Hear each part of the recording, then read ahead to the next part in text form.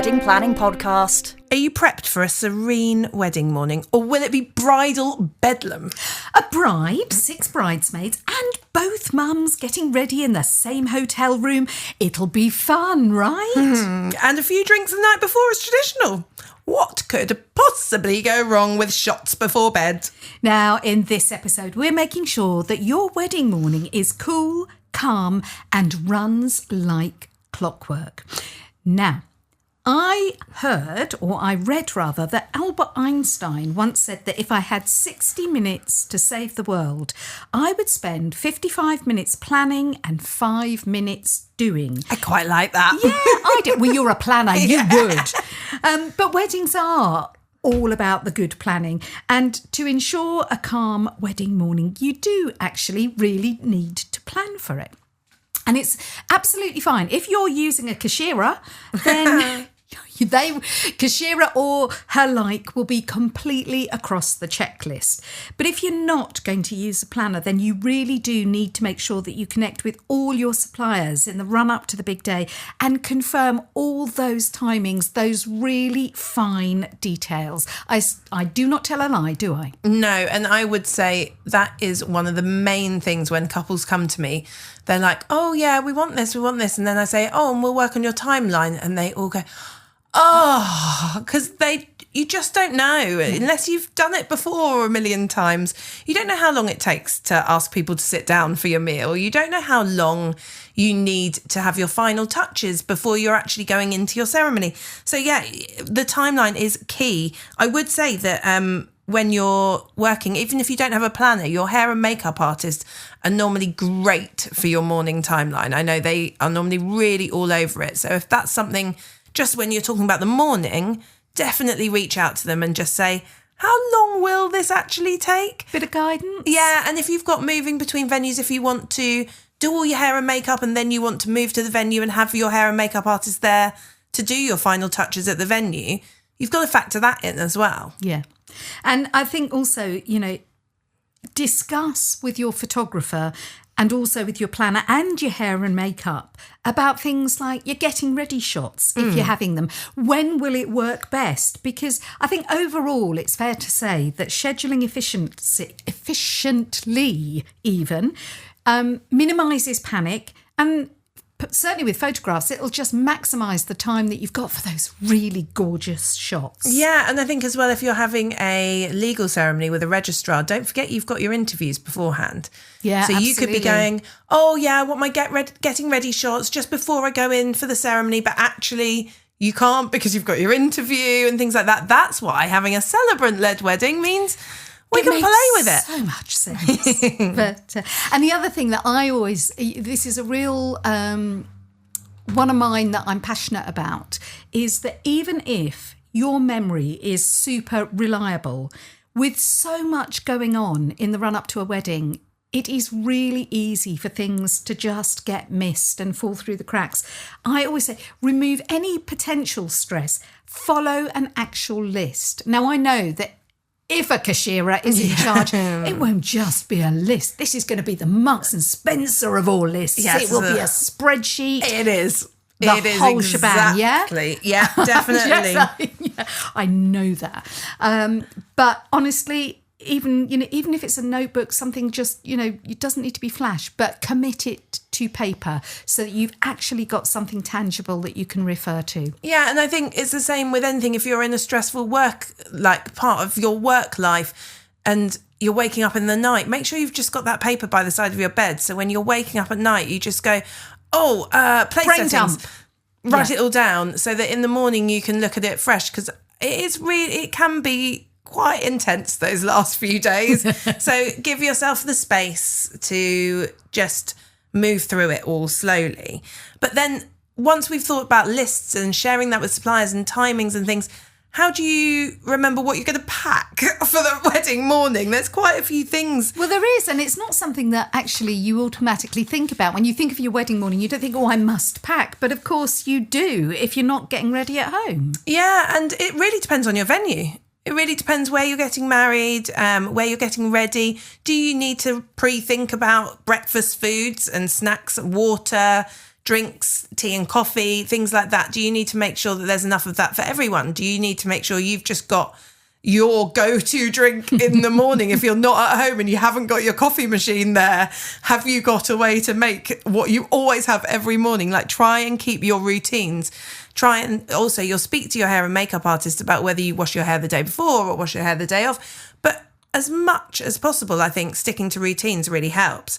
But when you're packing, you've got to think about all your clothes, your shoes, your underwear, what your outfits come in. Do your outfits, have they been hung? Are they creased? Are they okay? Is there, if you're traveling from somewhere, from your house to a venue, do you need to wear your outfit to go there? Or is there somewhere there that you can quickly pop your outfit on? Because if you're sat, especially currently during this episode recording, it is rather warm. If you're squished in a taxi or in the back of a car in your dress and it's getting all creased, then that's no good. So see maybe if you can get ready somewhere else. Toiletries, makeup, something to wear when you're getting ready in the morning so that you don't get makeup all over your for sure. dress, your outfits, or something you really love. Again, really venue dependent, but mirrors, is there enough mirrors? If you've got a hair and makeup artist, just check what they're bringing. Check what, if you're in a hotel, what that hotel room has. Phone chargers. Now, yeah, have your phone charger with you. But one of the big things I try and do with every couple is I try and take their phones off them. Yeah. As early as possible. Like, obviously, when you're getting ready, you might want it. But then we want to make sure you don't have a phone or a handbag as you're about to walk down the aisle. Or if you're wearing a suit, you don't have a phone bulge in your pocket. It's one of the photographer's worst nightmares. But yeah, phone chargers or a battery pack for later on in the day. Steamer or an iron. Yeah, of course. You know, they're really important. Sewing kit and safety pins. Oh, the amount of brides who go for their final fitting and they're like, yes, this is perfect. Then those last few weeks before the wedding, unfortunately, they get a little bit stressed and they lose a little bit of weight. And then all of a sudden, things are a little bit baggy and saggy. Then, you know, make sure you've got someone on hand that might be able to pin you in. How many times have you done that? I've done it for the last 3 wedding weekends. The last 3 weekends in a row, I have had to pin either the bride or the bridesmaids into their dresses. And the weekend just gone, I had to sew the bridesmaid's dress in the morning. There are just no end to your talents. Babe. I am also not a seamstress, so, you know, I can only do my best. But it is that choice of having it gaping or having somebody, even if it's not beautifully done, it's just, it will do. Yeah. But those sort of extra bits and pieces to pack are useful. Yeah, and first aid kit, always a good one. Just a mini one. You don't need like the full St John's ambulance, but things like making sure you've got painkillers, making sure you've got cold sore cream, plasters, Imodium, like any prescription medication. Absolutely. Do you know what? I had one last year and we had to just go amongst guests saying, does anyone have any Ventolin? Because the bride didn't even think to pick up her inhaler that morning. Yeah, I think this is what I mean, is to try and stick to your best routine. When you leave the house, I know in my head, when I'm leaving the house, I'm like, phone, wallet, keys. I do that every day. If you've got something that's on that list, that's your prescription, or your glasses that you might want later on, you might not want to wear them in the ceremony, but you might want them later on to read your speech or anything, then whatever that list is that goes through your head every day, that's the list that should be going through your head. See, when it comes to packing, I'm a great believer in, if in doubt, leave it out.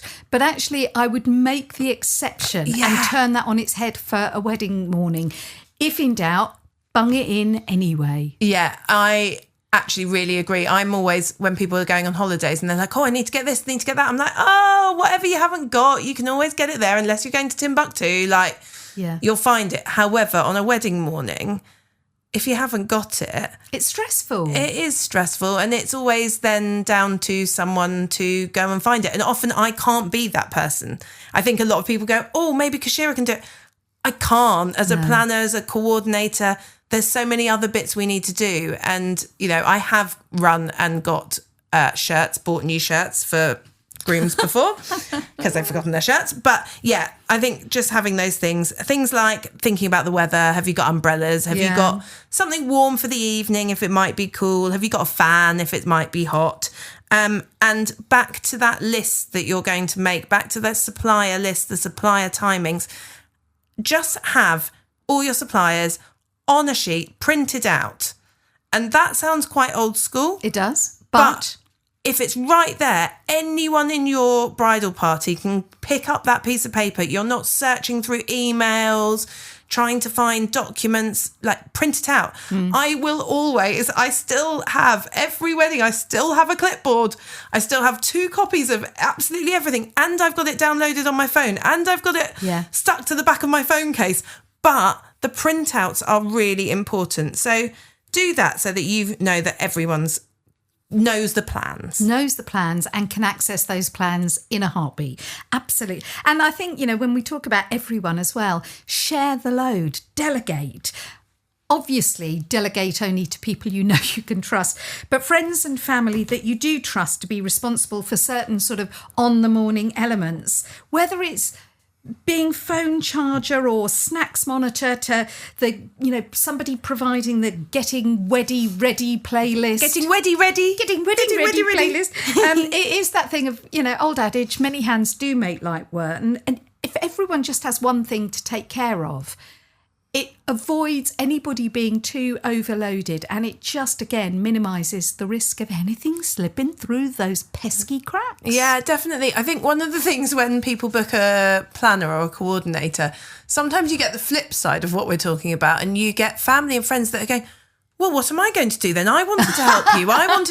Do you know what? If you've got that family, those friends, talk to us about it, because I will always grab those people. If I know that they really want to help with something, they'll be my go-to. I'll make them feel really important on that morning. So you don't always have to find them specific things if there aren't specific things. Yeah. But don't be afraid of asking your coordinator or your planner or your venue manager to shout and tell them who the person is to talk to. And equally the other direction, if there are people that you really don't want, tell your planner, tell your hotel staff, tell whoever. I had one bride last year who absolutely did not want to see certain people. We shall just leave those certain people shrouded in mystery for now. And she told her planner, who just locked her in with her and the makeup artist, and every time anyone tried to come in, she said, can't let you in at the moment, I'm really sorry, just getting to a critical bit. And they were brilliant. They absolutely shielded her from what she knew was going to be inevitable stress. Yeah, I think all of these things are things to help your morning go better. But the other thing that we need to think about is back to where you're getting ready and what space you've got. So if you're a bride and you have 8 bridesmaids, and you have your mum, maybe groom's mum, and you're all having hair and makeup, you need a lot of space. No, you do. Because it is that thing of actually, if you try and fit everybody into one room, it's going to be A, uncomfortable, and B, highly impractical. It's so hot. It doesn't matter what time of the year. If you think every person sitting having hair and makeup needs a dressing table worth of space, needs a chair, needs the hair and makeup implements, needs a hair and makeup artist stood next to them while they're sitting. It's big. So if you are in a hotel, you might have the bridal suite or something to get ready in. But 2 things with that. Firstly, how big is that? Just make sure you check. Make sure you've got space. Do you need to make sure that one of your bridesmaids that's staying on the night, can you get ready in their room? Therefore, you need to find out what time you can check into a room. Yeah, of course. Could you get ready at home? Are you getting ready in an Airbnb? Are there separate rooms, separate spaces? Are there enough chairs? Yeah, are there enough chairs, mirrors, again, all these things. But yeah, your hair and makeup team, when they set up, it takes them a good 20 minutes at least. They got so much to get set up. They can't be moving from one room to another, to another, to another. Actually, you need to make sure your party know where they need to be at what time and that you've got those set spaces. And like we just said about how stressful it can be or how much you don't want everyone constantly coming in and out, when you've got an at-home wedding, if you're getting ready at home and your wedding's in that garden, I promise you guests are going to start turning up at random times and walking into your house, especially godparents or whoever, family, friends. Absolutely, they mean well, but you need to set a rule that no one can come in. The other day, I got told off for going into a house until they realised who I was, because they were like, no one in, and I just arrived. I was like, I think I'm allowed in, please. But do you know what? They had that was a really good bridesmaid doing stellar work. And just have a think as well about lighting for your getting ready morning. Yeah. And if we're talking about groomsmen as well, or anyone that's not having hair and makeup, you still will want some space. You still will want some calm. So just making sure that you know where you're getting ready, you're comfortable with it. Your photographer knows where you are. Your florist knows where you are to drop off buttonholes, bouquets, whatever it is. All those things. So a bit of space, some light, somewhere to make a cuppa. Yeah. And it really is. It's sort of just keep asking questions, I think, is a really good rule of thumb. I had a couple last year and they had a beautiful venue for their wedding. But the getting ready room was down 2 corridors from the nearest loo. Yeah.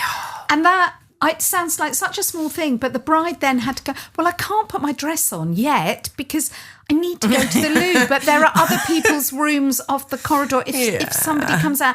And it was it became far bigger a problem than it really should have been. Also, a lot of venues say, oh, yes, you can come into the getting ready space in the morning at 10 a.m, at 11 a.m. Okay, I'm not going to lie, and this is one of the biggest shocks when I speak to couples. You're normally getting up and getting ready from about 6:30 a.m. Yeah. So actually, you kind of have to discount that beautiful getting ready space at your venue if you've got a lot of people to get ready in the morning. So just, one of the things to check. For sure. Which brings us sort of now on to energy levels. And I think couples get by on adrenaline a lot of the time, but wedding days, they're gorgeous, but they're knackering. Yeah, no, we do. But it is exhausting, and it sounds like such an obvious thing to say perhaps, but in the run-up to your wedding, do just stockpile sleep. Get as much of it as you possibly can. Excuse me. The night before, you might not really get a particularly good night's sleep because you're excited, which is really normal. Yeah. But actually getting into some really good sleep habits well before this point, I think is really sensible. Schedule a few afternoon naps. My favourite thing in the world. But honestly, the week before, take some nano naps. It's okay. And I think if sleep is already a problem for you, I mean, I know quite a lot of people really do struggle with sleep.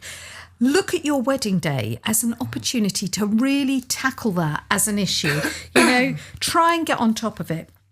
And it should go without saying, but without being a real bore, alcohol in anything more than a really moderate quantity the night before is always, without exception, a really, really bad idea. Apart from the fact that it will make you look rubbish. I mean, certainly things like skin, never going to react particularly well to a skinful. It'll make you feel rubbish. I remember we did one of our video episodes with Zena, who's a hair and makeup artist, and she was saying about it's not just the alcohol the night before, the morning of alcohol. Yeah, it can come out in your pores. Yeah, totally change. I mean, it's your day, but if you're really putting this much planning, this much effort in, I know for a fact I can't drink more than one drink and... Lightweight. Yeah. But yeah, I totally agree. So there you go, at the risk of being boring. But honestly, you can make up for it after the the ceremony at your reception.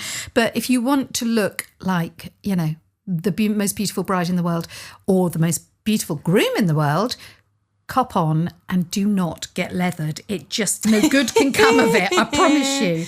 Oh, can I tell you a story? Do. I've just remembered. This is many years ago. I'd say maybe 15 years ago when I worked a wedding at a venue. Yeah. And the groom had been out the night before with his groomsmen. turned up. He'd been told quite strictly, no, Do not drink the night before. He had. Groomsmen thought it was hilarious. I turned up. What sort of level are we talking? Seriously? They seriously trousered. went for it. They went for it, and I think he got to sleep at like 4 a.m. No. Yeah. So I then turned up to meet him, went to pin his buttonholes on, and was drunk off the fumes of his breath. I was like, whoa, we need to do something about this. Right. That's not the worst bit. He then stood, got like in the, in the ceremony, he stood at the end of the aisle, bride walked down, he passed out. Oh my days. So we had to pause the ceremony for like half an hour, and the bride was so worried about him, bless her, having no idea. Yeah.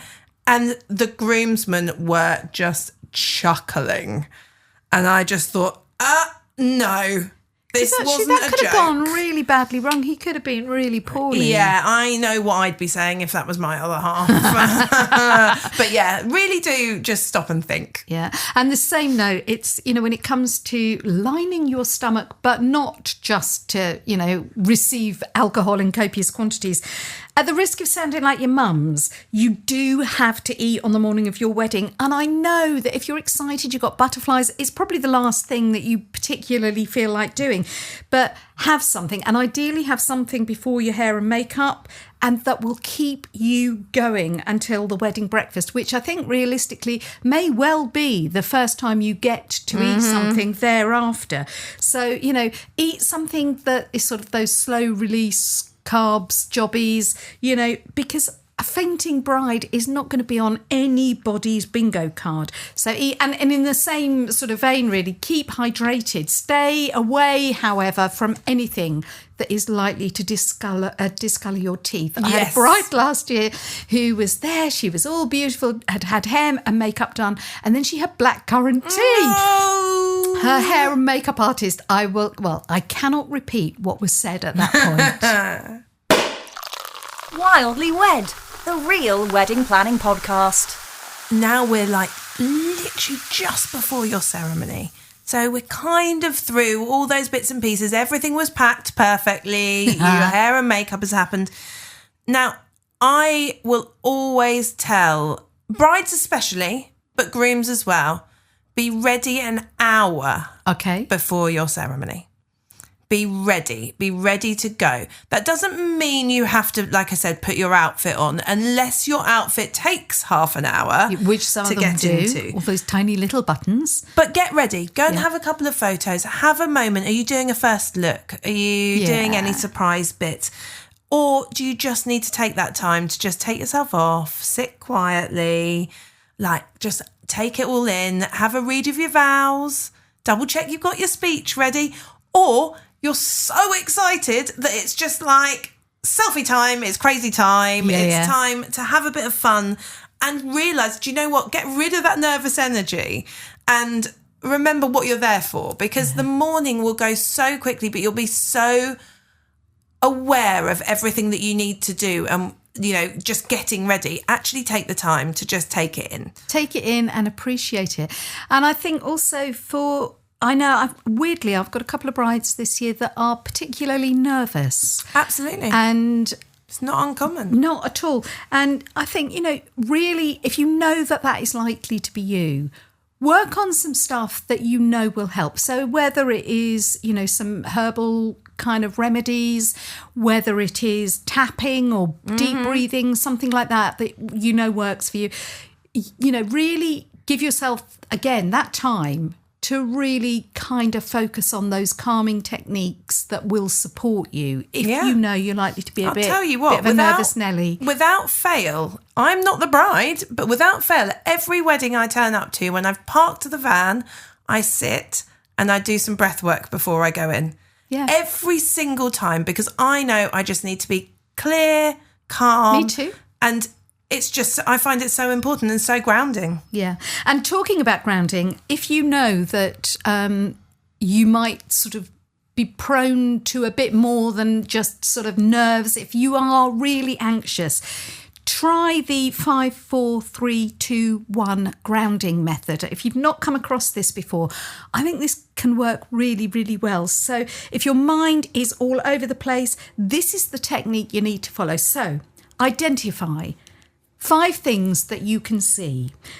And it's about noticing those really small details. So look at the colours on a cushion, identify all of them, or the shadows that have been cast on the wall by the light. Just really focus in. 5 things that you can see.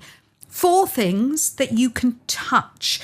Just focus perhaps on the feeling of your feet in your shoes, or run the tap and observe the temperature of the water as it sort of lands on your wrists. Then 3 things that you can hear. So that might be voices in another part of the building, the hum of a fridge, or traffic noises outside. 3 things that you can hear. And then 2 things that you can smell. Think about maybe your perfume or the scent of the flowers in your bouquet. Then 1 thing that you can taste. So take a sip of a drink or pop a mint into your mouth. But if you actually focus on those 5 things, 5 that you can see, 4 that you can touch, 3 that you can hear, 2 that you can smell, and 1 that you can taste, it really does have a positive effect in calming you down. And above all, this is the absolutely golden rule: always leave yourself enough time to have not one, but several nervous wheeze. Yes, I'm judging always. everybody by my own standards. Oh, no, I'm there, right there with you. Though that 5, 4, 3, 2, 1 is an amazing little bit, a little nugget for any It's time, tried isn't it? and tested for all sorts of people and all sorts of situations. There's lots of other ways as well, but yeah, make sure you take the time to just... Also, you might not think you're a very nervous person. You might think, I'll be all right on the day. The day comes, just have something up your sleeve, just in case. So that is the end of that part of our episode. But as usual, we are going to do our top tips. So I'm going to kick us off with our sustainability tip. So if everyone is coming to the same venue, how about a bit of car sharing? How about organising one method of transport? Less fuel burn. You'll absolutely not have to worry about parking at the venue. So yeah, see how you can make it easier, simpler, and more green. And everyone all together, which is lovely. Also, if you do something like everyone gets on a bus or everyone gets on something, it's really fun too. Yeah. Our DIY tip this episode. I was thinking actually about something that you said in a previous episode about making sure you have plenty of crates so that you can organise all your tableware and everything in individual boxes, which is all very well, but actually boxes or crates for storing wedding paraphernalia in and for transferring from home to venue, they are essential, but it can get quite pricey, get a bit spenny. Absolutely. So rather than buying these, ask friends and family just to keep an eye out if they're at the supermarket or in their workplaces. Quite often workplaces are really good for good, sturdy sized boxes that you can nobody wants them. So just ask people, keep an eye out when you see one, get it and give it to me. Yeah, perfect. And then our supplier tip for this episode. Now this is from lovely Sally Love from Raise Your Glass Bar Hire. Hello, my name is Sally Love and I am the owner of Raise Your Glass Bar Hire, which is a bespoke horsebox bar. My top tip for couples getting married would be check with your venue where you're getting married. If they're recommending suppliers, they have really good knowledge on who is good and who isn't, so go with what they say. Thanks, Sally. That was great. Next episode, Vicky, we're going to work on micro weddings, aren't we? We're going to chat about them. Small is beautiful, just like us. Oh, yeah, cute. And we have been Keshira and Vicky with the Wildly Wed Pod. You can find us on Apple, Spotify and YouTube. Please rate, review, share and subscribe. See you next time. Say I do to the Wildly Wed podcast.